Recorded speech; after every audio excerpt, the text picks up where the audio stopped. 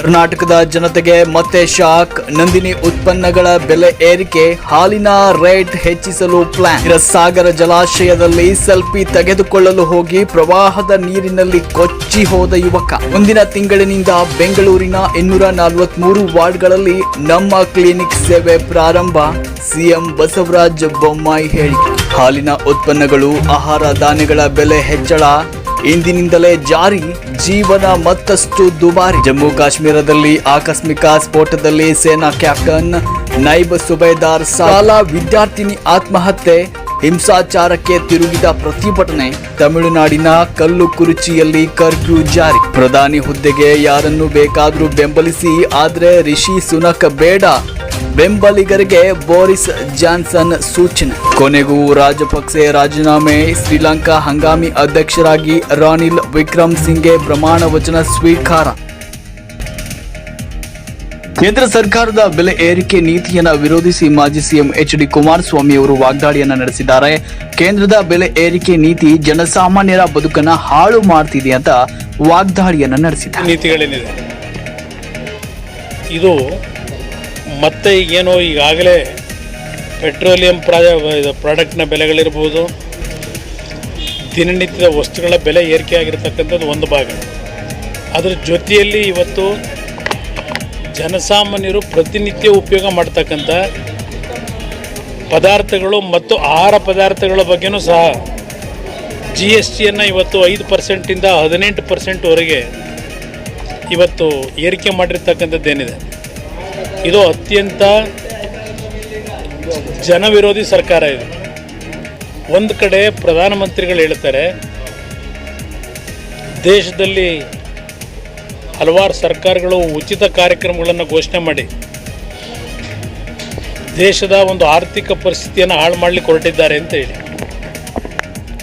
ಇವತ್ತು ನಿನ್ನೆ ದಿನ ನಾನು ಯಾವುದೋ ಒಂದು ಪತ್ರಿಕೆಯಲ್ಲಿ ಓದ್ತಾ ಇದ್ದೆ, ಈ ದೇಶದಲ್ಲಿ ವರ್ಷಕ್ಕೆ 1.7 ಮಿಲಿಯನ್ ಆಹಾರದ ಕೊರತೆಯಿಂದ ಪ್ರತಿ ವರ್ಷ ಸಾವಿಗೀಡಾಗ್ತಕ್ಕಂಥದ್ದು. ಆಹಾರದ ಕೊರತೆಯಿಂದ ದೇಶದಲ್ಲಿ ಇವತ್ತು ನಾವು ಯಾವ ಶ್ರೀಲಂಕಾ ಬಗ್ಗೆ ಚರ್ಚೆ ಮಾಡ್ತಾ ಇದ್ದೀವಿ, ಶ್ರೀಲಂಕಾಗಿಂತಲೂ ಕೆಲವು ಏನೋ ಒಂದು ನಿಮ್ಮ ವರ್ಲ್ಡ್ನ ಹೆಲ್ತ್ ಸೆಂಟರ್ ಇದೆ, ಆರ್ಗನೈಸೇಷನ್, ಕೆಲವು ಅಂತಾರಾಷ್ಟ್ರೀಯ ಮಟ್ಟದ ಸರ್ವೆ ರಿಪೋರ್ಟ್ಗಳೇನಿದೆ, ಆ ಸರ್ವೆ ರಿಪೋರ್ಟ್ಗಳಲ್ಲಿ ನಮ್ಮ ರಾಷ್ಟ್ರದಲ್ಲಿ ಇವತ್ತು ಈ ಪಾವರ್ಟಿ ಅಂತಕ್ಕಂಥದ್ದೇನಿದೆ, ಬಡತನ, ಅದು ಬೇರೆ ಸಣ್ಣ ಪುಟ್ಟ ದೇಶಗಳಿಗೆ ಹೋಲಿಕೆ ಮಾಡಿದಾಗಲೂ, ಬಾಂಗ್ಲಾದೇಶದಂಥ ಒಂದು ದೇಶಕ್ಕೆ ಹೋಲಿಕೆ ಮಾಡಿದಾಗ ನಮ್ಮ ದೇಶದ ಪರಿಸ್ಥಿತಿ ಹಲವಾರು ವಿಷಯಗಳಲ್ಲಿ ನಾವು ಹಿಂದುಳಿದಿರ್ತಕ್ಕಂಥದ್ದಿದೆ. ಏಕೆಂದರೆ ಹಲವಾರು ಆರ್ಥಿಕ ತಜ್ಞರು ಹೇಳ್ತಕ್ಕಂಥದ್ದು GDP ಗ್ರೋತನ್ನು ಒಂದಕ್ಕೆ ನಾವು ಗಮನ ಕೊಡೋದಲ್ಲ, GDP ಗ್ರೋತ್ನ ಜೊತೆಯಲ್ಲಿ ಪಾವರ್ಟಿ ಲೈನ್ನ ಇವತ್ತು ಕಡಿಮೆ ಮಾಡ್ತಕ್ಕಂಥದ್ರಲ್ಲಿ ಅಂತರವನ್ನು ಇಳಿಸ್ತಕ್ಕಂಥದ್ದು ಸರ್ಕಾರದ ಕರ್ತವ್ಯ ಅಂತೇಳಿ. ಇವತ್ತು ಹಲವಾರು ರೀತಿ 2 ಹೊತ್ತಿನ ಊಟಕ್ಕೆ ಗತಿ ಇಲ್ಲದೆ ಇರತಕ್ಕಂಥ ಲಕ್ಷಾಂತರ ಕುಟುಂಬಗಳು ಈ ದೇಶದಲ್ಲಿದೆ ಅಂತಕ್ಕಂಥ ವರದಿ ಕೊಡ್ತಾರೆ. ಇವತ್ತು ಈ ರೀತಿ ಮೊಸರು ಮೇಲೆ, ಮಜ್ಜಿಗೆ ಮೇಲೆ, ಹಾಲಿನ ಮೇಲೆ, ರೈತರು ಉಪ್ಪಿನಕಾಯಿ ಮೇಲೆ ಇವತ್ತು ಈ ಸಣ್ಣ ಪುಟ್ಟ ಒಂದು ಪದಾರ್ಥ ತಯಾರು ಮಾಡಿ ಮಾರಾಟ ಮಾಡ್ತಕ್ಕಂಥ 5,000 10,000 ರೂಪಾಯಿ ಬಂಡವಾಳ ಹಾಕಿ ಅಂಥವರ ಹೊಟ್ಟೆ ಮೇಲೂ ಹೊಡೆಯತಕ್ಕಂಥ ಕೆಲಸ ಈ GSTಯಿಂದ ನಡೀತಾ ಇದೆ. ಇದು ಕೇಂದ್ರ ಸರ್ಕಾರದ ಜನವಿರೋಧಿ ನೀತಿ ಏನಿದೆ. ನರೇಂದ್ರ ಮೋದಿಯವರು ಅಲ್ಲೆಲ್ಲ ಹೋಗಿ ಬುಂದೇಲಖಂಡದಲ್ಲಿ ರಸ್ತೆ ನಿರ್ಮಾಣ ಮಾಡೋದೇನು ಹೇಳ್ತಾರೆ, ಅದು ಹಿಂದಿನ ಸರ್ಕಾರದಲ್ಲಿ ಮಾಡಿದ್ರೋ ಈಗಿನ ಸರ್ಕಾರದಲ್ಲಿ ಪ್ರಾರಂಭ ಆಗಿದ್ದೋ ಗೊತ್ತಿಲ್ಲ. ಯಾಕೆಂದರೆ ಇವೆಲ್ಲ ಇನ್ಫ್ರಾಸ್ಟ್ರಕ್ಚರ್ ಕೆಲಸ ನಿರಂತರವಾಗಿ ಯಾವುದೇ ಸರ್ಕಾರಗಳು ಇರ್ತಕ್ಕಂಥದ್ದು ಅವ್ರು ಮಾಡ್ಕೊಂಡು ಹೋಗ್ತಕ್ಕಂಥದ್ದಿಲ್ಲ ನಿರಂತರವಾಗಿ.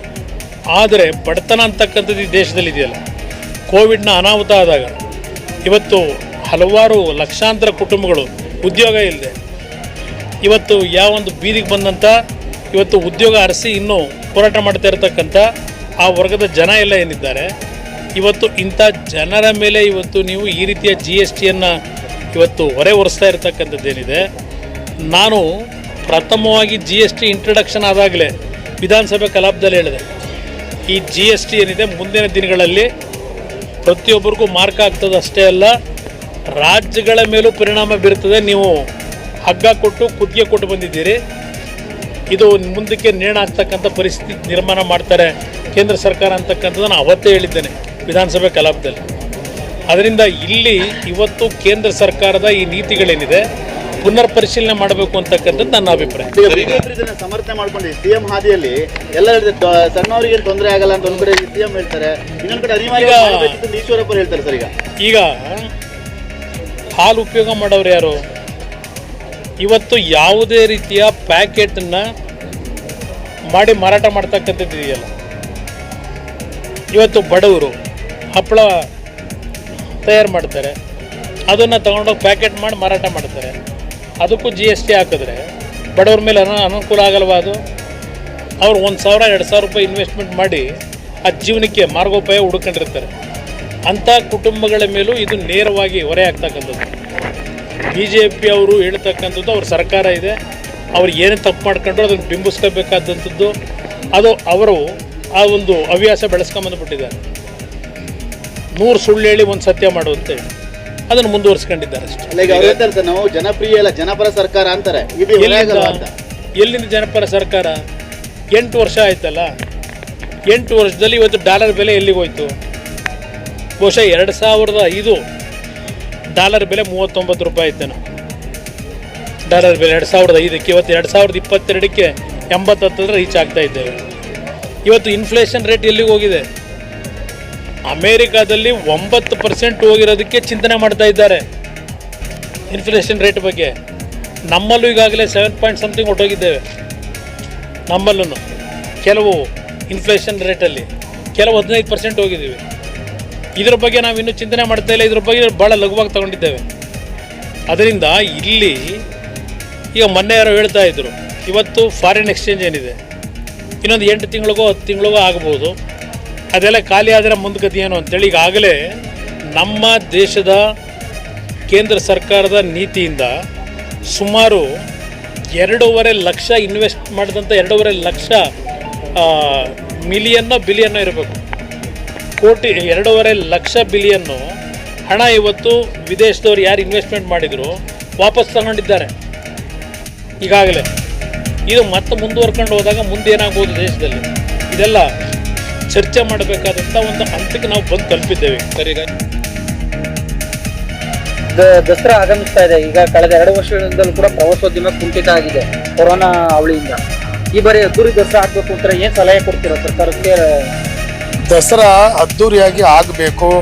ಈ ಕಾರ್ಯಕ್ರಮ ಇದು ರಾಷ್ಟ್ರೀಯ ಹಬ್ಬ ಆಗಿದೆ. ಇದು ರಾಷ್ಟ್ರೀಯ ಜೊತೆಗೆ ದೇಶ ವಿದೇಶಗಳಿಂದ ಪ್ರವಾಸಿಗರು ಬರ್ತಕ್ಕಂಥ ಒಂದು ಹಬ್ಬ ಆಗಿರೋದ್ರಿಂದ ನಾಡದೇವತೆ ಚಾಮುಂಡೇಶ್ವರಿಗೆ ಸುಮಾರು 2 ವರ್ಷಗಳಿಂದ ಆಚರಣೆ ಮಾಡದಿರೋದ್ರಿಂದ ಈ ನಾಡಿಗೆ ಮತ್ತು ಟೂರಿಸಮ್ಗೆ ಭಾಳ ಏಟಾಗಿದೆ.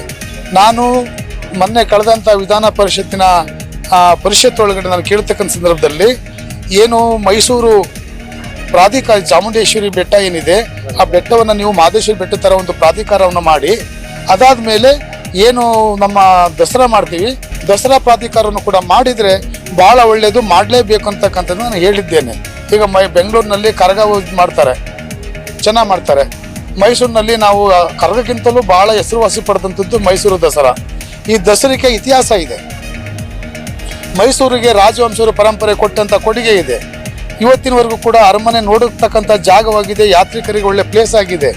ಹಾಗೆ ಎಲ್ಲದಕ್ಕಿಂತ ಮಿಗಿಲಾಗಿ ಮೈಸೂರು ಅನ್ನತಕ್ಕಂಥ ಹಿರಿಮೆ, ಮೈಸೂರಿನ ಹೆಸರು ಈ ರಾಷ್ಟ್ರದಲ್ಲ ಅಂತಾರಾಷ್ಟ್ರೀಯ ಮಟ್ಟದಲ್ಲೂ ಕೂಡ ಬೆಳಗ್ತಾ ಇದೆ.